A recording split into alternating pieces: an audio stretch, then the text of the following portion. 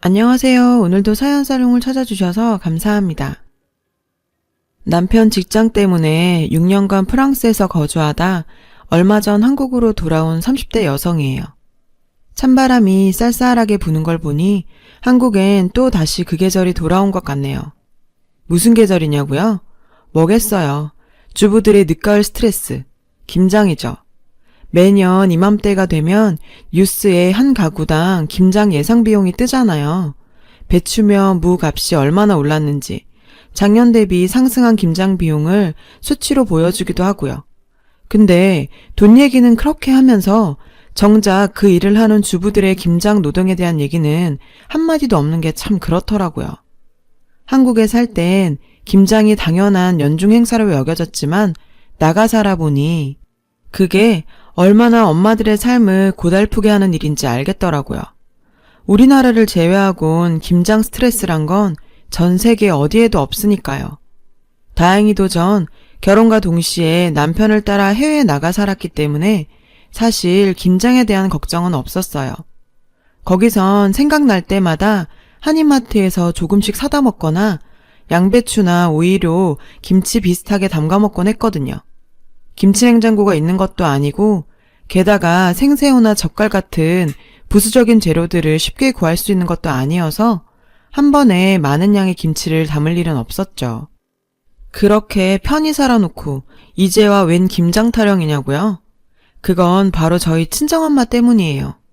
이제는 한창 시집살이 할 나이도 아니고 손주 재롱 보며 살 연세인 친정엄마가 지난 3년 동안 겪은 울분의 사건 때문이죠.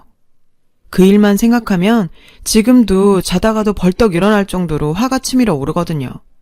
이럴 바엔 차라리 누구한테 속 시원히 하소연이라도 하자 싶어 늦은 밤에 이렇게 사연을 적어봅니다. 저는 1남 1녀 중 장녀예요. 밑으론 3살 아래 남동생이 있죠. 동생은 어렸을 때부터 좀 느렸어요. 병리학적으로 이상이 있는 건 아닌데 천성 탓인가 암튼 말도 행동도 다 굼떠요. 그런 남동생의 장점이라고 해야 하나 단점이라고 해야 하나 화를 안 내요. 30년 넘도록 동생이 화를 내는 걸 본 적이 없어요. 심지어 동창한테 속아 한 달 월급을 몽땅 날렸을 때도 그랬죠. 내 동생이지만 솔직히 미련 곰퉁이 같아요. 근데 이건 유전인 것 같아요. 저희 친정엄마가 딱 그 짝이거든요. 그래서 여우 같은 시누이들한테 평생을 부려먹히고 시집살이를 당했으면서도 화 한 번 안 내고 시련내색 한 번도 없었어요. 오히려 그런 엄마 때문에 화병이 난 건 저였죠. 그래서 전 일찌감치 쌈딱이 됐어요. 엄마 대신 고모들과 싸워야 했으니까요. 암튼 그런 제 동생이 자기랑 180도 다른 여우 같은 여자를 만나 결혼을 했어요. 전 동생 결혼식 때 처음 올케를 봤는데요. 애교가 어찌나 많은지 말도 못해요. 그러면서도 자기 할 말 따박따박하고 남이 걸 뺏었으면 뺏었지 절대 자기 거 뺏길 타입은 아니더라고요. 차라리 다행이다 생각했어요. 사실 늘 동생이 걱정이었거든요.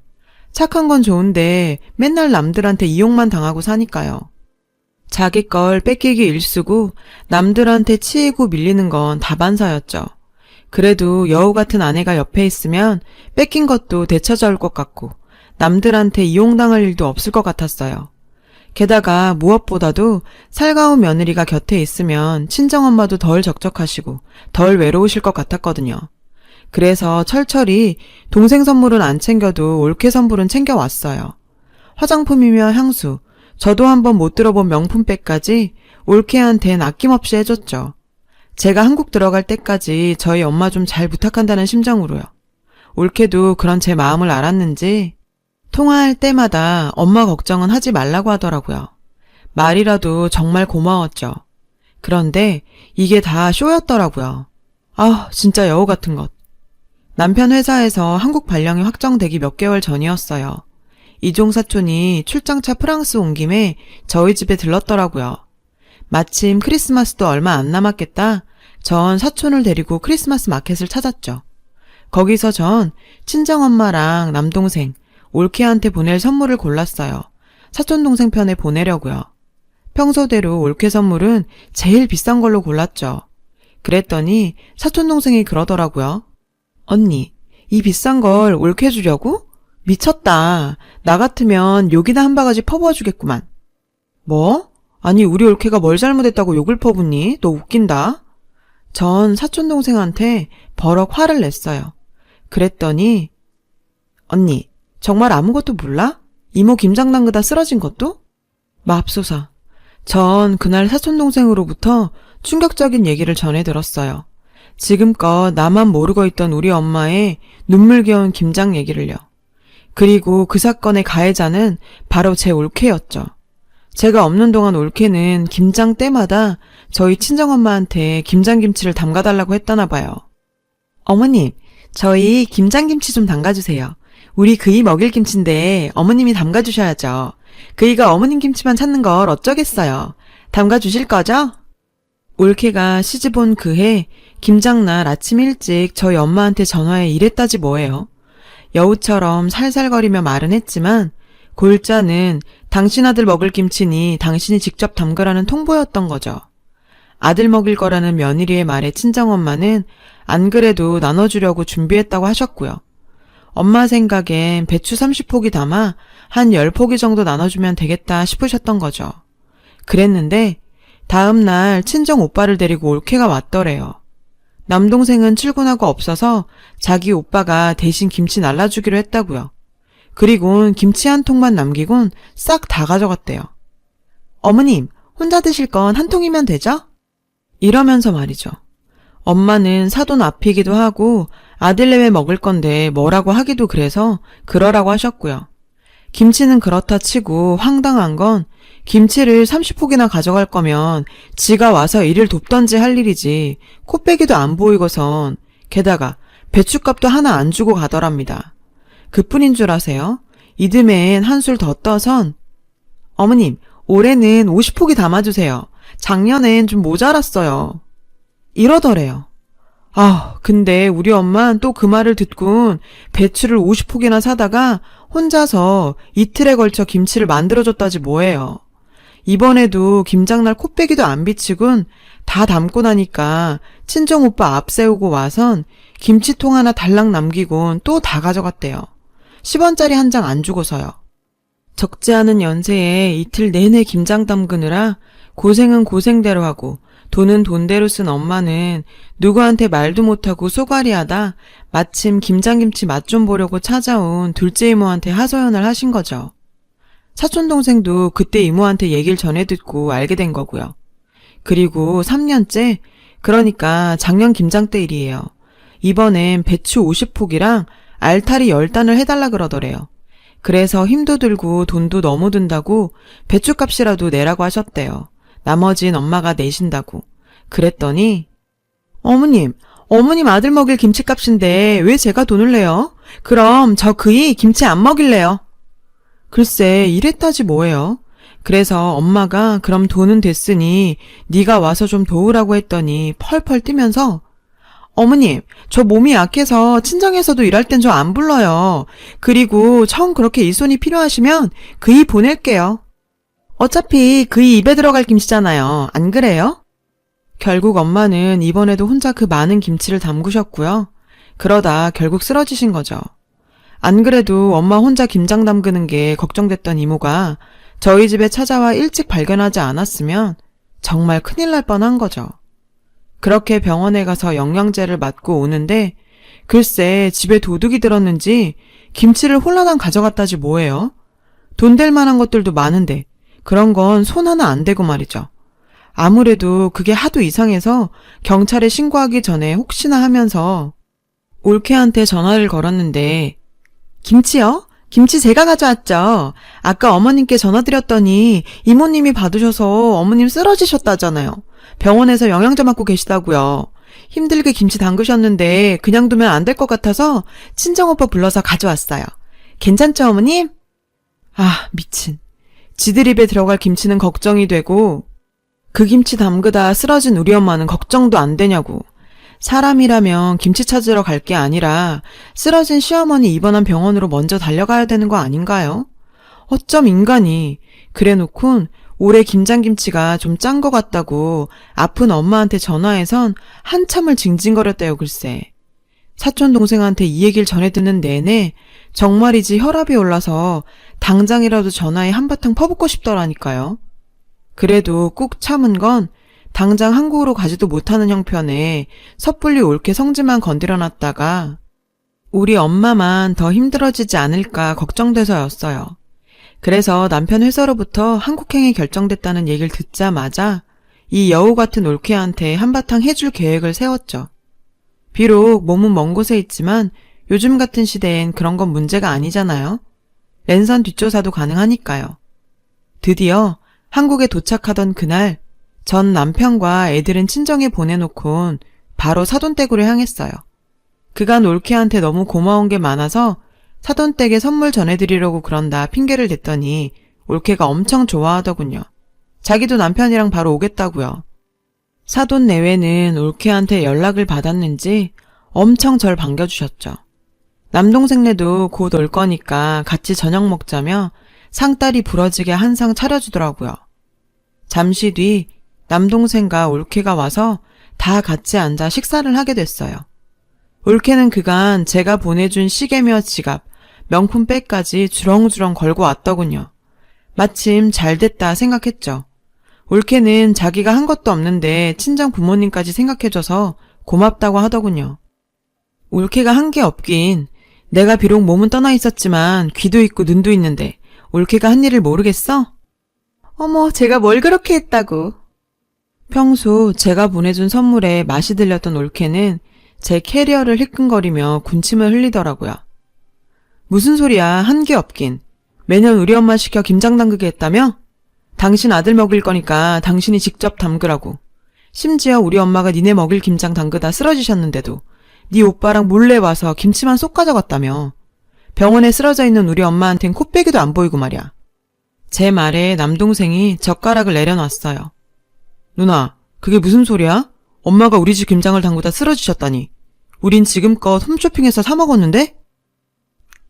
자기야, 그게 뭐가 중요해. 김치가 다 거기서 거기지. 형님, 시차 적응도 안 되셨을 텐데 그만 가서 쉬시는 게 어때요? 무슨 소리야, 이제 막 시작했는데. 사돈어른, 100번 양보해서 올케는 철이 없어 그랬다 쳐요. 근데 사돈어른이랑 친정오빠들은 어쩜 사람들이 그래요? 그간 모르고 먹었대도 그렇지. 3년이나 사돈이 담근 김치를 받아 먹었으면 최소한 인사치레 한 번은 해야 되는 거 아니에요? 이건 뭐 거지근성도 아니고. 형님, 말이 좀 심하시네요. 거지근성이라뇨. 저한테 뭐라고 하는 건 참을 수 있지만 제 친정 식구들 건드는 건 참을 수 없어요. 니깎게 안 참으면 어쩔 건데. 시집 올 때 몸뚱이 하나 딸랑 들고 와선 그나마도 딴 놈한테 주려니 무슨 낯짝으로 참을 수 있고 말고야. 전 가져온 캐리어에서 서류 봉투를 꺼내 사돈한테 건넸어요. 그 안에는 그동안 올케가 남자들이랑 난잡하게 붙어먹던 사진이랑 심지어 남동생네 집 안방에서 남자들이랑 끌어안고 찍은 사진들이 잔뜩 들어있었죠. 사돈댁 사람들은 그 사진을 보고 놀라더군요. 올케, 그동안 집에 남자까지 끌어들였더라. 우리 쪽에서 해준 집에 내 동생 월급으로 산 침대 위에서 내가 보내준 실크 잠옷 입고 엄한 놈들이랑 뒹구니까 좋았니? 죄 뒷조사까지 했어요? 뭘 조사식이나. 클릭 몇 번 하면 다 나오는걸. 멍청한 네 남자들이 그걸 SNS에 올렸더라. 넌 거기에 하트까지 눌러줬고. 아주 닭대가리들이야. 네 SNS에만 안 올리면 안 걸릴 줄 알았니? 어쩜 그렇게 멍청해? 놀라셨죠? 당신네 딸이 이러고 살아요. 딸을 어떻게 키웠길래 인성도 개판이고 지 몸뚱이 간수도 저렇게 한대요? 저런 걸레 같은 걸 우리 집에 보내놓고도 우리 엄마 김치가 목구멍으로 넘어가던가요? 양심 있어야지. 사돈한텐 할 말이 없네요. 다 저희 불찰입니다. 저희가 알았더라면 이 지경까지 만들진 않았을 텐데 죄송합니다. 사돈어른은 제게 고개를 숙이며 사과를 했어요. 이 정도에서 끝내고 싶어하는 것 같았죠. 하지만 그럴 순 없죠. 어머, 사돈어른, 지금 제 앞에서 쇼하세요? 대개딸 결혼 전부터 남자관계 물러난 거 알고 있었잖아요.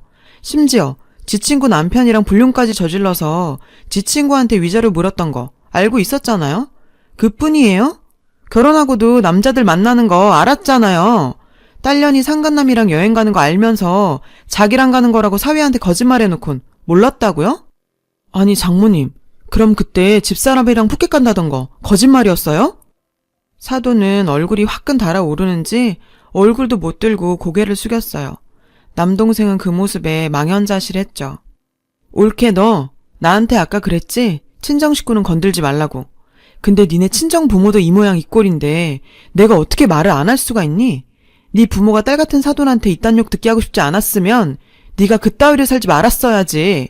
그런 일을 벌였을 때는 니네 부모 얼굴에 먹칠할 것쯤은 각오했어야 하는 거 아니니? 인생을 핫수구처럼 더럽게 사는 년이 더럽단 소리 듣기 싫다는 게 말이 돼? 상황이 이쯤 되자 올케도 더 어쩔 수 없었는지 발톱을 세우더군요. 그래요. 저 바람 좀 폈어요. 결혼할 때 몸뚱이 하나 들고 온 것도 맞고 시어머니 김치 친정에 퍼나른 것도 맞아요. 제가 아주 죽을 죄를 졌네요. 그러니까 제가 책임지고 그 집에서 나가드릴게요. 그럼 됐죠? 먹긴 놈이 성낸다고 웃긴다 얘. 근데 누가 널 순순히 내보내준다디? 올 땐 네 맘대로 왔을지 몰라도 갈 땐 네 맘대로는 안 되지. 넌 유책 배우자잖아. 너한테 이혼을 결정할 자격 따윈 없어. 네가 소송을 해도 기각이야 기각. 그것도 몰랐니? 바람 꽤나 피워본 애가? 너 왜 내 동생하고 결혼했어? 혹시 얘가 호 같아 보여서 다루기 쉬울 것 같아 그런 거야? 어쩌냐? 그런 거라면 너 완전 똥 밟은 거야.